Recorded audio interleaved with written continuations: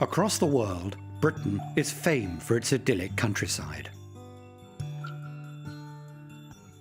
An incredibly diverse landscape of natural beauty, farmland and settlements. The richness of rural Britain also lies in its countless historic treasures, from castle ruins to lighthouses.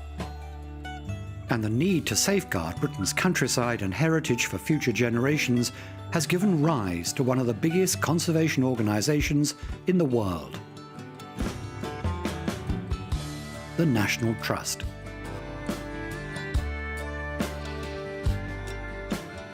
From its humble beginnings over a century ago, the charity has grown to become Britain's second largest landowner in the United Kingdom, covering lakes and mountains, coastline, ancient monuments, and historic houses and gardens.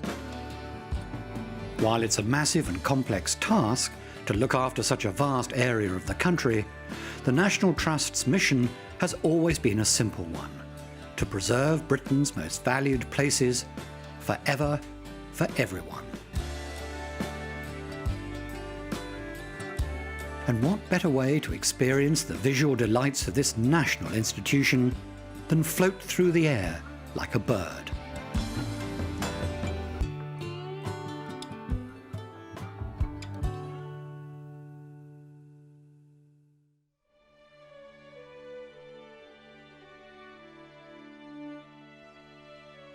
The birth of the National Trust is rooted in the extraordinary achievements of the 19th century social reformer Octavia Hill. Her early influence can still be seen in many parts of Britain. Hampstead Heath, one of London's best-loved parks, would quite likely be a mass of urban development were it not for Octavia Hill's determination to preserve it for future generations. It was part of her vision to improve the appalling living conditions of the poor in Victorian Britain by making wide open spaces available to everyone. She described such places as open-air sitting rooms for city dwellers to have a place to breathe. In 1894, she was joined by two other renowned philanthropists of the time, Sir Robert Hunter and Canon Hardwicke Rawnsley, to form the National Trust. Relying on charitable donations of both money and property, they set out to protect the nation's places of natural beauty and historic interest. And within a year, a plot of land on this picturesque hill overlooking Barmouth in Wales became the first property to be handed into the care of the National Trust. The donor was a rich widow by the name of Fanny Talbot, whose wish was for the public to forever enjoy this spectacular landscape.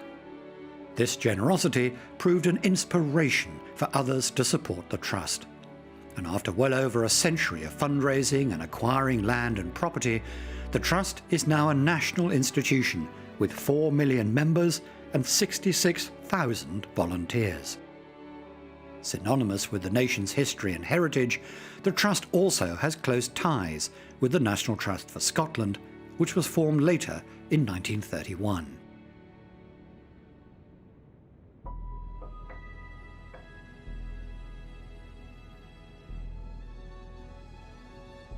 From the outset, the National Trust was guided by its promise to preserve Britain's landscape.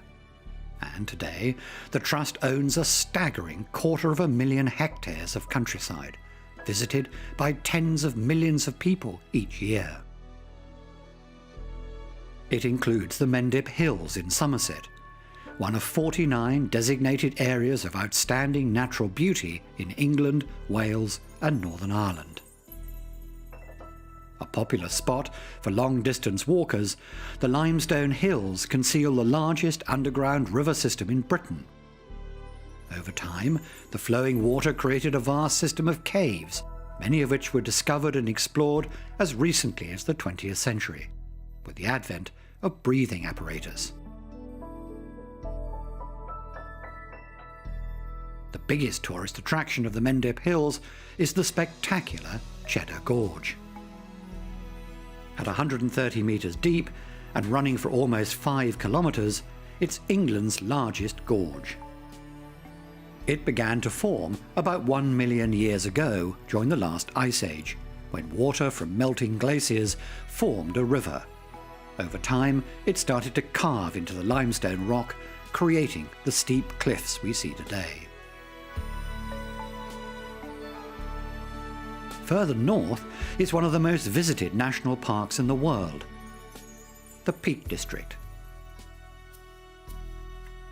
In 1951, it became England's first national park, within which the Trust owns 3 vast estates. The enchanting Dovedale is a limestone valley situated on the South Peak estate. Millions of years of erosion have created these distinctive rocky pinnacles that have lent themselves to whimsical names such as Lover's Leap, Lion's Head Rock, and the 12 Apostles. The River Dove, which runs through Dovedale, has been a famous trout fishing stream for centuries. It was the inspiration for Isaac Walton's book, The Complete Angler. Published in 1653, it's still considered the definitive masterpiece on the art and spirit of fishing.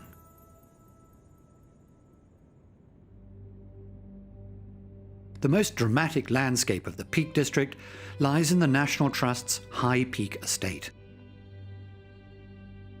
This is Kinder Scout, the highest part of the Peak District. It's a windswept gritstone plateau standing over 600 metres above sea level. One of the highlights is Kinder Downfall, where the Kinder River literally flows off the plateau from the peat-soaked bog that sits on the top. Even in dry weather, the soft peaty ground makes it a challenging hike, and the thousands of walkers who visit each year are well advised to stick to the paths.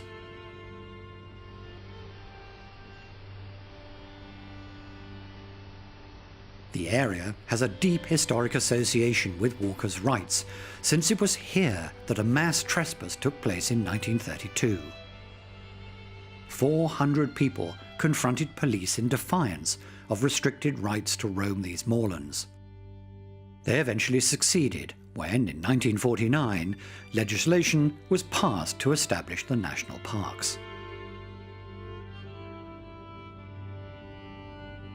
It also led to the creation of long-distance walking trails, and one of the best known and toughest is the Pennine Way. It starts here at the lush valley of Edale and continues for over 400 kilometres all the way up to the Scottish border. Nestled in the far northwest of England is the Lake District. A land defined by these majestic mountains known locally as fells. It's the largest national park in England and Wales.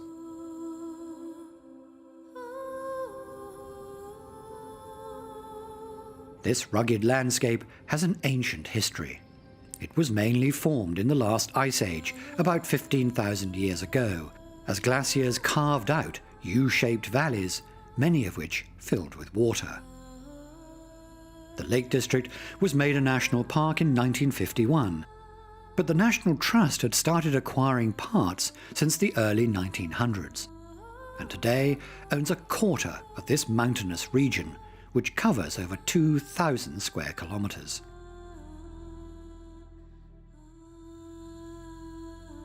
In the 18th century, Daniel Defoe, the writer of Robinson Crusoe, did a tour of the lakes and didn't much like what he saw. The country is some of the wildest, most barren and frightful that I have passed over in England or even Wales. The west side is bounded by a chain of almost impenetrable mountains.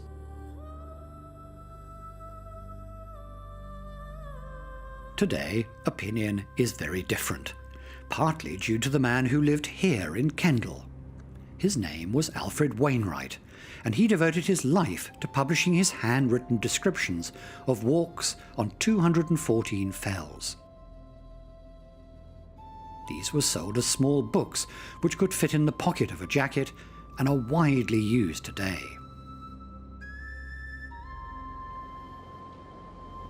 The lakes are now one of the premier tourist destinations in England, and Lake Windermere is seen by many as the focal point. The largest natural lake in England, it's what's called a ribbon lake, thin and long. It stretches for 17 kilometres and reaches a depth of 65 metres. In fact, it's so big that it even has a small but noticeable tide. Halfway up the lake are the towns of Windermere and Bo'ness. And opposite, in the middle of the lake, is Belle-Isle and its beautiful temple-like house built in the 18th century for the Curwen family. The island is now owned and cared for by the National Trust. There's a 16-kilometre-an-hour speed limit for boats, which goes to add to the peaceful tranquility of this spot.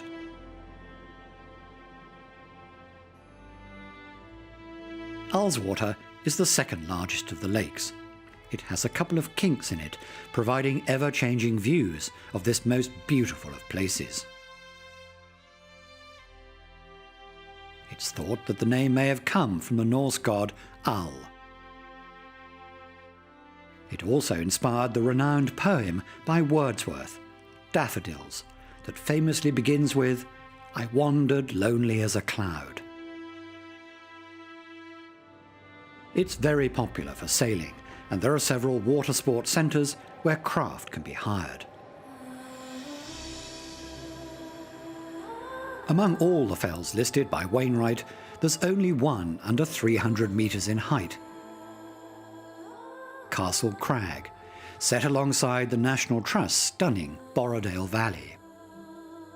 He described this hill as being unashamed of its lack of inches, referring to its impressive and rugged appearance. And from the shortest to the tallest. This is the highest mountain in England. Scafell Pike at 978 metres. Its stature compelled Alfred Wainwright to describe it as every inch a mountain. Scafell is quite often in cloud and can be an eerie and desolate place where walkers can easily lose their way. The only feature up here is the huge cairn at the very top.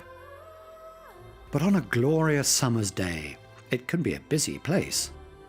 The ultimate goal for hikers tackling England's biggest climb.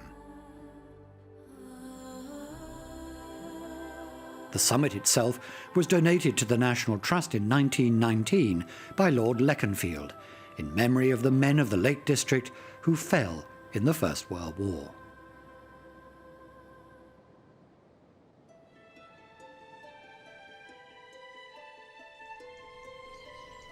Britain's heritage goes back thousands of years, and the activities of the ancients have left an extraordinary legacy on the country's landscape.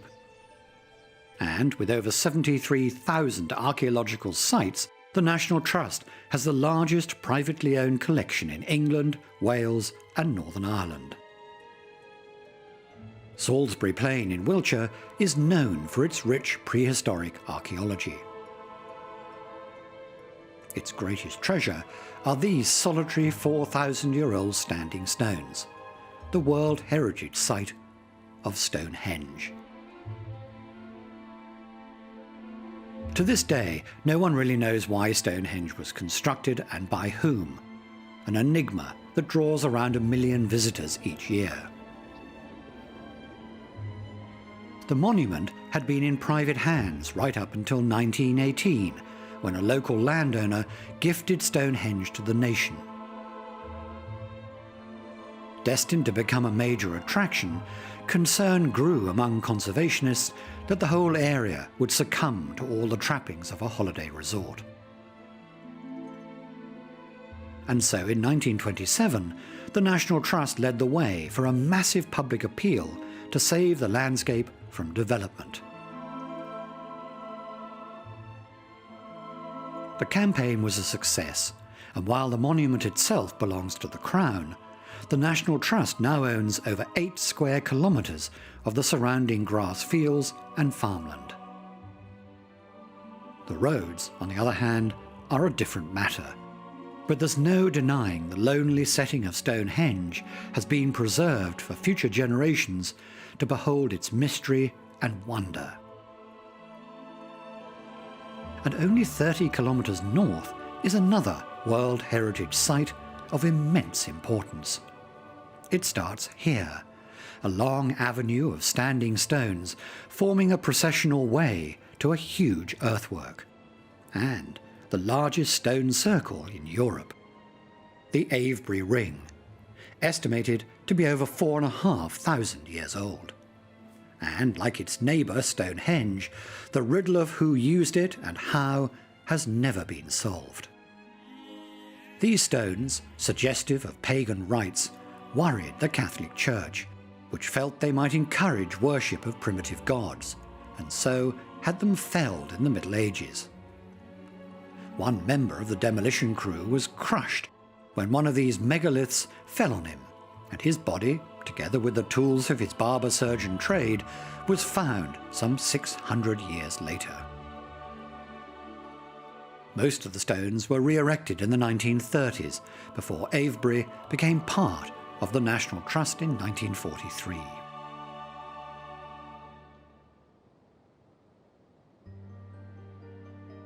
Carved into these dramatic white chalk hills of Oxfordshire in southern England is a giant figure, the Uffington White Horse.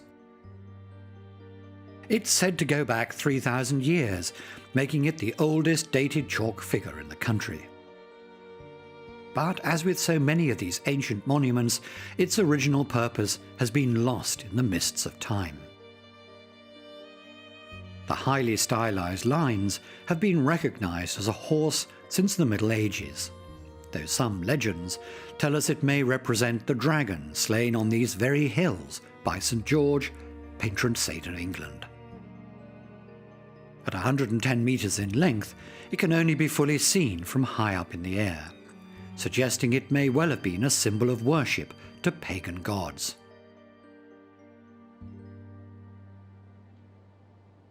And alongside the relics from prehistory are the remains of the first great civilization to have settled in Britain 2,000 years ago, the Romans. And here in the northeast of England is what's considered to be the most important monument built by the Romans in Britain, Hadrian's Wall. Protected by the National Trust since 1930 and declared a UNESCO World Heritage Site in 1987. Spanning the entire width of northern England, this formidable stone barrier ran for 120 kilometres and at points was up to 6 metres high. Its job was to keep out the troublesome Scots. At the height of the Roman occupation, about 12,000 troops were needed to guard the wall. They were housed in large forts, and one of the best preserved, which was built on a steep rocky outcrop, is Housesteads. It was home to hundreds of men, many of whom had come from warm Mediterranean lands and now found themselves in this cold, damp and distant outpost. With so much rain, there was always plenty of water, which they were able to store. They even had flushing toilets, a luxury not to be found on these islands again until the 1800s. But the real height of Roman luxury was to be enjoyed by the privileged few. These are the ruins of Chedworth Villa, acquired by the National Trust in 1924. It's one of the largest Roman villas of its kind, as well as a fine example of Britain's first great architectural age. The size of Chedworth Villa would have meant that it belonged to a rich and powerful Romano-British family. The house once had 2 floors, and the inventory reads like a modern property spec. There were bathrooms with hot and cold running water. The main rooms had central heating from hot air circulated under raised floors. There was even a sauna. Nothing like this had ever been seen by the Britons, who mostly lived in thatched round houses. They must have thought that places like Chedworth had come from another world.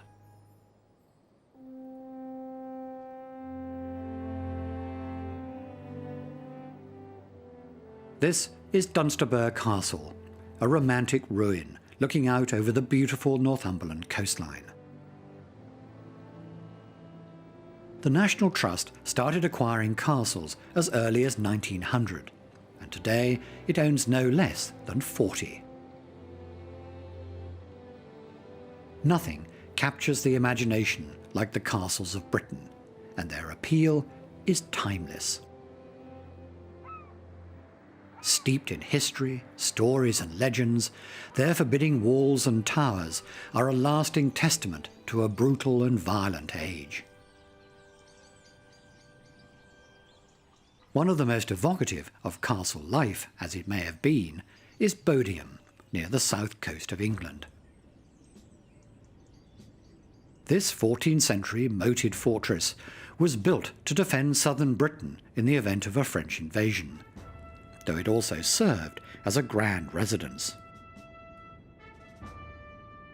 The moat is considered an ornamental rather than a defensive feature, and was intended to make the castle appear larger and more imposing. Bodiam has been described by archaeologists as being one of the best examples of landscaping to emphasise a castle. By the mid-17th century, the castle, like so many others, was just a picturesque ruin.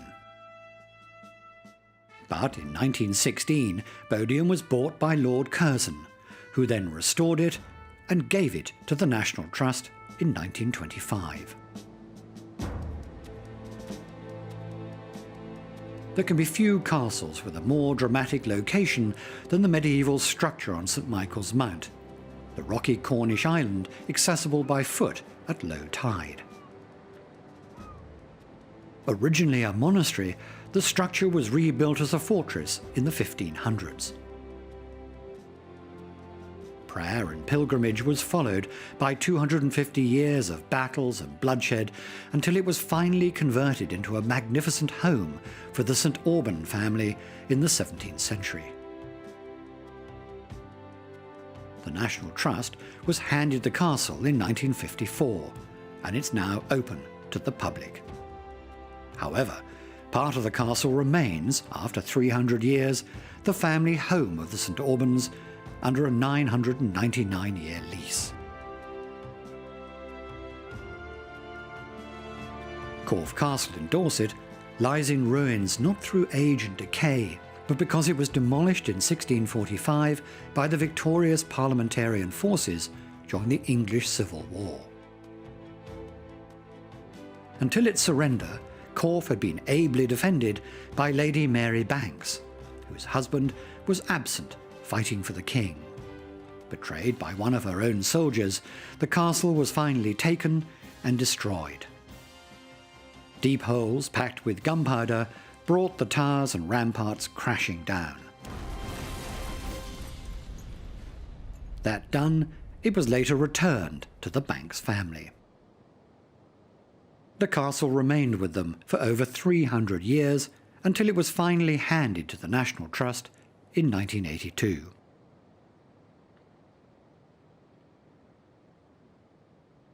Corfe Castle's demolition symbolically marked the end of the age of the great strongholds. But castle design was to re-emerge centuries later as a fashion among rich and powerful Victorian industrialists. Penrhyn Castle in North Wales was built by the Pennant family, whose slate quarry in a nearby valley had earned them a vast fortune. Built in the style of a Norman fortress with its square towers, this grand manor house was not only a clear statement of wealth, but it even suggested self-proclaimed nobility. It's one of many such castles built in the 1800s, and Penrhyn is one of the most admired. In 1951, the castle and its 160 square kilometres of land was handed to the government in exchange for death taxes. Today, it's cared for by the National Trust and is open to the public.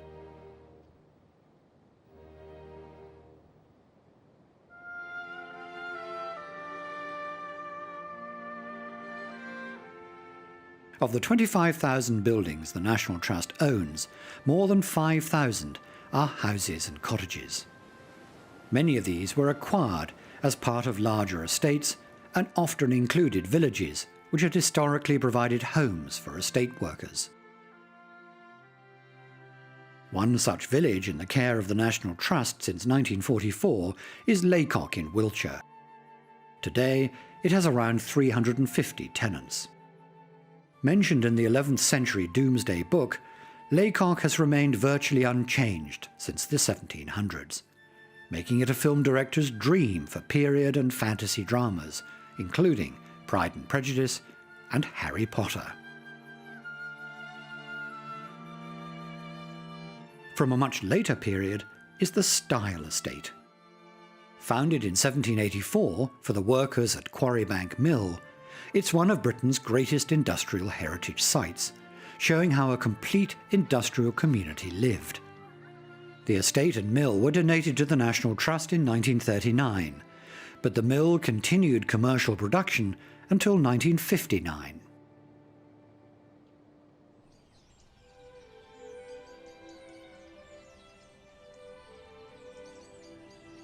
The National Trust's 200-odd parks and gardens span centuries of history and are some of its most visited sites.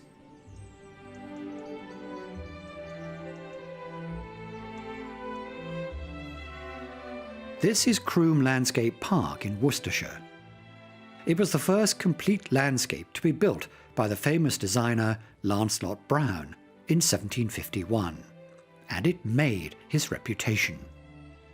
He was better known as Capability Brown for his want of saying about a new commission, "There was great capability of improvement." The park at Croom established a new style of garden design, one that looked entirely natural, but in fact was man-made, including the magnificent lake. This approach became so popular that it was universally adopted for decades to come. But the grounds, thought by many to be Capability Brown's finest achievement, is at Petworth Park in West Sussex. The great landscape designer was hired in 1751, and he left hardly a square metre of the gardens untouched. The extensive formal gardens surrounding the house were swept away and replaced with a lake and carefully sited trees and hills. If the result looks impressively natural, the amount of work involved in creating this effect is astounding. Capability Brown's records show that around 70,000 tonnes of soil and clay were shifted to create the perfect vista, especially from Petworth House itself. Petworth was donated to the National Trust in 1947, and today this 283-hectare park is home to the largest herd of fallow deer in England. For the 18th century owners of country houses and estates, landscaping became the height of fashion, and this can be seen on an epic scale at Starhead in Wiltshire.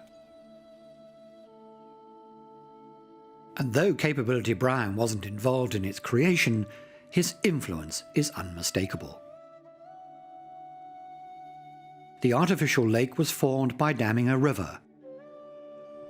Rare and exotic trees were brought here from around the world, including a giant redwood from California. Starhead was built by an eminent banker to show off his wealth and taste to his cultured friends. The path around the lake is even themed to tell the story of a mythological Trojan hero's descent into the underworld. Classical temples are scattered around the 1,000-hectare grounds, creating, as the diarist Hugh Walpole put it, one of the most picturesque scenes in the world.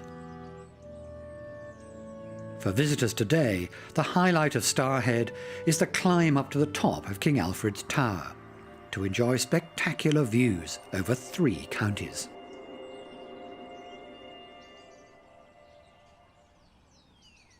One formal garden that did survive the onslaught of landscaping was Powis Castle Garden in mid-Wales. Nestled against the medieval fortress's steep rocky ridge, it's one of the few remaining Baroque gardens in Britain. Laid out in Italian and French styles, it retains its original lead statues and orangery.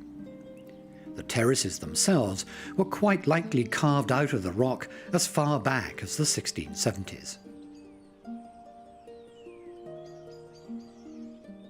A great deal of work to restore and improve the gardens was undertaken from 1911 by Violet, the wife of the 4th Earl of Powis, before being handed over to the National Trust in 1952.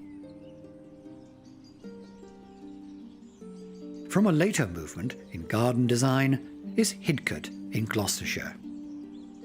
It's one of the best known and most influential of the arts and crafts gardens from the early 1900s. One of the first of its kind in Europe, Hidcote was conceived as a series of linked rooms. Each has its own theme and character, separated by yew, holly and beech hedges. However, this very English garden was in fact created by an American owner, Lawrence Johnston. An avid plant collector, he went on numerous plant hunting expeditions around the world to secure rare and exotic species for this widely admired and imitated garden. Today, Hidcote's additional attraction is its 3-hectare maze. Each year a new pattern is cut into a maize crop, hence its name, the Maize Maze. With around 5 kilometres of paths, it's one of the biggest mazes in Britain.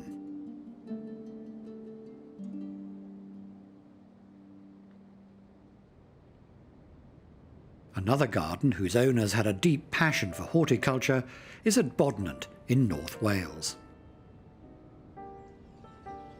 Begun in 1875, 4 successive generations of the Aberconway family created this garden from seeds and cuttings collected from expeditions in China, North America, Europe and Japan. The upper part around the house consists of the splendid Italian-style terraces and lawns laid out in the early 1900s. The lower part is formed by a river valley and contains the Weil Garden. In 1949, the National Trust took on the onerous task of caring for these, one of the most important gardens in Britain. The house, however, remains with the Aberconway family, who still live here. One of the most unusual gardens in the ownership of the National Trust lies on the picturesque shores of Strangford Lough in Northern Ireland, Mount Stewart. What we see today is the inspiration of Edith Vane Tempest Stewart, Marchioness of Londonderry, who was dismayed by the plain lawns which once surrounded the house. In the 1920s, she set out to transform the estate, sparing no expense, and the result was one of the finest gardens in Europe. Taking advice from the foremost horticulturalists of the day, she assembled an unrivaled collection of rare and exotic plants that still thrive in this mild microclimate. The extravagant gardens are mainly Mediterranean in style, But the best known is distinctly Irish, the Shamrock Garden, with its topiaries and red hand, an ancient Gaelic symbol for this province of Ulster. The Marchioness nurtured her green fairyland, as she called it, right up until the 1950s, when she gave it to the Trust for future generations to enjoy. Her beloved gardens are also her final resting place, here in the family burial grounds beside the artificial lake. Today, Mount Stewart is one of the most visited gardens in Northern Ireland and has been nominated as a World Heritage Site. And gardens still come to the Trust to be protected. In 1990, they took over the stunning grounds around Stowe School. This is one of the most important landscape gardens in Europe, and full of classical temples and other architectural follies.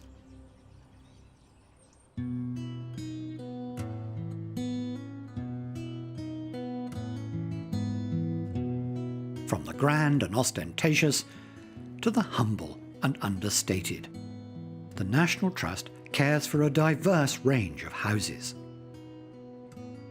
These treasures tell the remarkable story of domestic architecture through the ages, from medieval times up to the 19th century. Batley Clinton in Warwickshire is one of the earliest of the Trust's houses. It was built sometime in the 1200s, when rich and powerful families began moving away from cold, dank castles. The preference was for a new style of fortified manor house with a moat and gatehouse to discourage attackers. Like many early houses, Batley Clinton has been rebuilt and modified at various times over the centuries.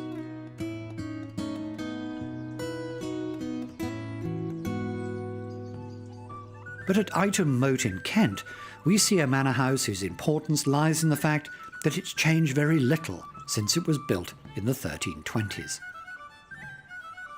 And today it stands as a superb example of how such houses might have looked in the Middle Ages.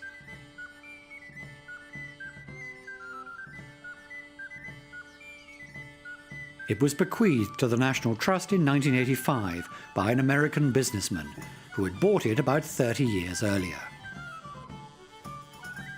The house is now a Grade 1 listed building, and parts of it are a scheduled ancient monument. Another country house that survived over 5 centuries is Great Chalford Manor in Wiltshire. It appears much as it did in the 1470s, when it was commissioned for the wealthy clothier Thomas Tropnell. The Arts and Crafts Garden was introduced in the early 1900s and has since been restored by the National Trust to complement the restful and unpretentious quality of the house.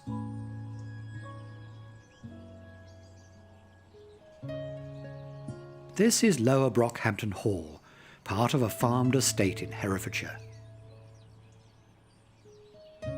Built in the 14th century by a successful wool producer, it's a house that epitomises the classic vision of an old English country house, complete with black and white half-timbered walls and quirky angles.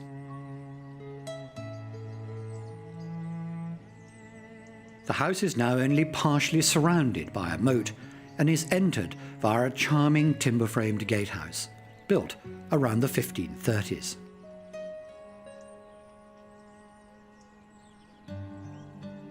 But perhaps the most glorious timber-framed Tudor house is in Cheshire, Little Morton Hall. As the fortunes of the Morton family grew, so too did the size of the house, and the final flourish was the amazing gatehouse and the third-storey gallery. It looks as though it's about to topple over, but has stood for well over 400 years. Later, in the 16th century, Tudor England saw a new level of sophistication in house design, influenced by the Italian Renaissance. And this can be seen in the symmetrical layout of Melford Hall in Suffolk. Each half of the house is a mirror image of the other. This symmetrical style reflected the wish of the Tudor family for order and harmony in their own lives, as well as for the design of their house.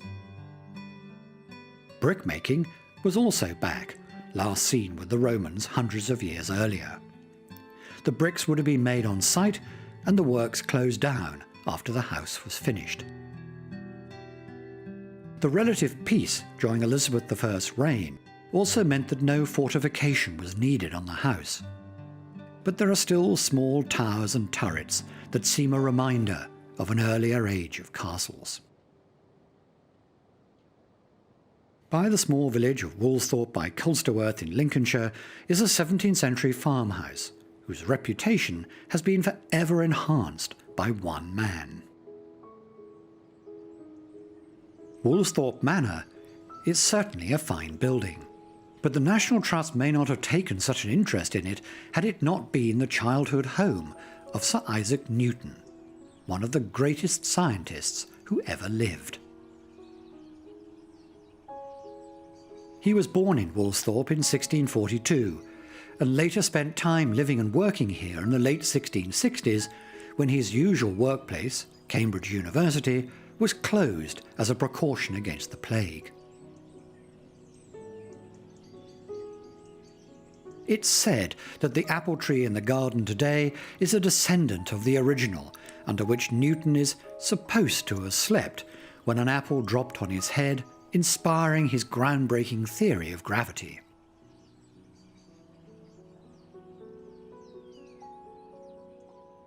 The Trust now owns houses from all architectural periods. This is Up Park House on the South Downs, built at the end of the 17th century in a Dutch style, much favoured by the great English architect Sir Christopher Wren. Here in the English county of Suffolk is one of the most unusual Georgian houses in the country, Ickworth. This is a property with eccentricities to match the family who lived here for so long. Built in 1795, Ickworth became the legacy of Frederick Harvey, 4th Earl of Bristol. The curved wings are 180 metres wide, but they're utterly dominated by the 30-metre-high rotunda. This unique house was built by a couple of English architects, but inspired by the designs of the Italian Mario Asprucci. The Earl had spent much time travelling in Europe and wished his new home to be a suitable place to show off some of his collected treasures, including paintings by Velázquez and Titian. Sadly, Frederick Harvey only lived until 1803, with the house still unfinished. But his dream did live on, and today the house is owned and administered by the National Trust. From the 19th century is Timsfield in Somerset. This striking house, complete with its own chapel, was acquired by the National Trust in 2002 after a fundraising campaign to prevent private ownership and ensure it was open to the public. Timsfield is one of the many fantasy houses created in the wake of the Industrial Revolution. The vast fortunes that were being made led to an explosion in building, and also a confusion of styles where past ideas were dusted off and reinterpreted by Victorian architects. The medieval look of Timsfield, known as Gothic Revival, was one of a number of styles reinvented in a flamboyant manner. And in the Buckinghamshire countryside, it's possible to see a Victorian recreation of a 16th century French chateau.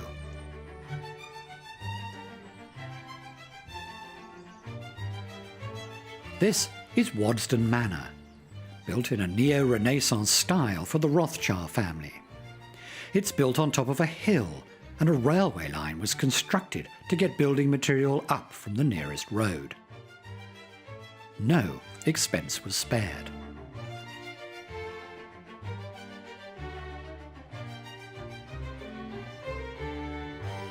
The last member of the Rothschild family to live at Waddesdon was James de Rothschild. Since 1957, the house and its contents have been cared for by the National Trust. Today, Wolston Manor is one of the Trust's most popular paid entry houses, with almost 400,000 visitors each year. And finally, we end this aerial spectacle over the dramatic shores that shape the British Isles.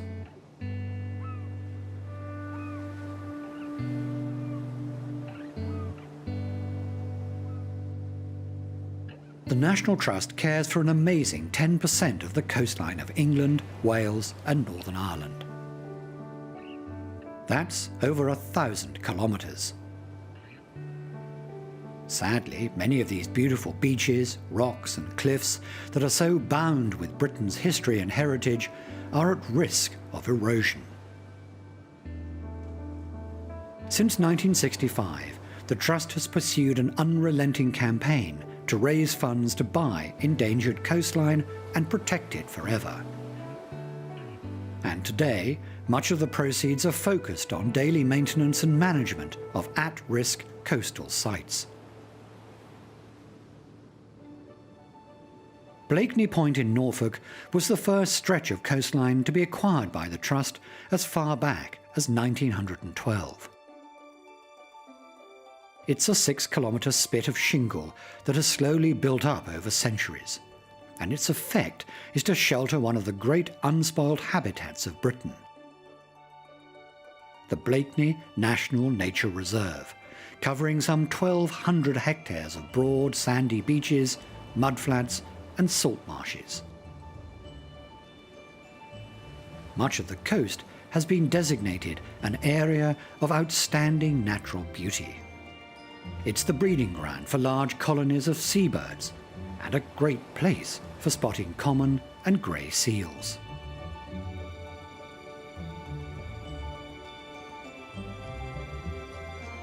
Along the south coast of England is a 150-kilometre stretch known as the Jurassic Coast. It's the only place where 185 million years of the Earth's history are revealed in the cliff faces, making it one of the most important earth science sites in the world. The Jurassic Coast was awarded World Heritage status in 2001, ranking it alongside other natural wonders such as the Great Barrier Reef and the Grand Canyon. Layers of rock that make up the cliffs contain countless fossils belonging to long extinct species of plants and animals, from tropical sea creatures such as ammonites to swamp-dwelling dinosaurs. Ahead is Golden Cap, the tallest cliff on the south coast of England. It's almost 200 metres high and gets its name from the sandstone colour of the rock. From the top, walkers can enjoy spectacular views of the Jurassic Coast. Without doubt, this is the most iconic natural stretch of coastline in England. These dazzling white cliffs are the so-called Seven Sisters, for the 7 cliff peaks. They've been in the care of the National Trust since 1931. The chalk was formed up to 100 million years ago, when, like its neighbour the Jurassic Coast, it was submerged in a tropical sea. It was gradually pushed up, and rising sea levels cut into the chalk, forming the English Channel, and creating this stunning range of undulating cliffs. And on the northeast corner of Northern Ireland is a natural monument whose wonder has been drawing visitors for centuries. The Giant Causeway.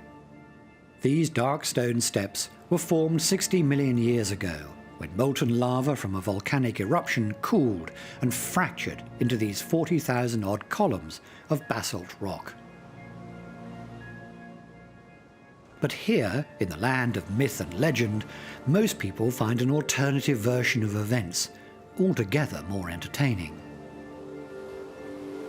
Legend has it that the Giant Causeway once extended all the way to Scotland, but was torn up by a panicked giant as he fled from a fight. Such stories have always added extra charm to this magical place, and recognising the uniqueness of the area, the National Trust took over the site in 1961. And it has ever since done what it does best, to put people in touch with nature and the heritage of Northern Ireland, Wales and England. Each year, the National Trust's wide open spaces are visited over 100 million times, and its houses, gardens and castles almost 50 million times.